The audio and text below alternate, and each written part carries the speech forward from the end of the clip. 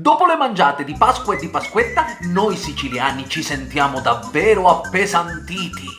No, il problema non sono i 3 piatti di pasta, i 4 panini con la salsiccia, le 16 stigliole e i 5 cannoli con la ricotta che mi sono mangiato. Il problema è che nelle cozze ci hanno messo il prezzemolo. Io il prezzemolo non lo riesco a digerire. Il siciliano, il giorno dopo le feste, riesce a definire con una sola parola lo stato di congestione del suo apparato digerente a causa dell'eccesso di cibo.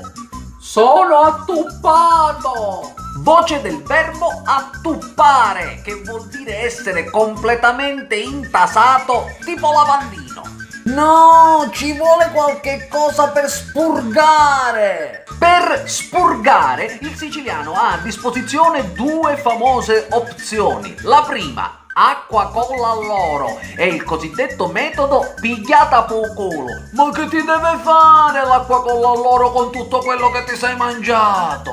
Ma quale acqua con l'alloro? Se tu vuoi digerire c'è un solo metodo, acqua e bicarbonato.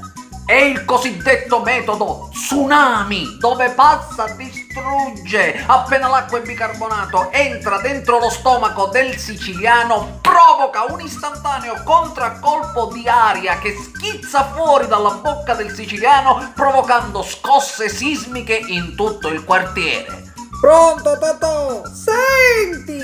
Ho fatto un erutto di 35 secondi con 4 cambi di tonalità che se l'avessi fatto in teatro mi avrebbero richiesto il bis. Ma una volta digerito tutto quel cibo, il siciliano avrà finalmente imparato la lezione. Non mangerò mai più così tanto. Piuttosto per il 1° maggio, come siamo organizzati?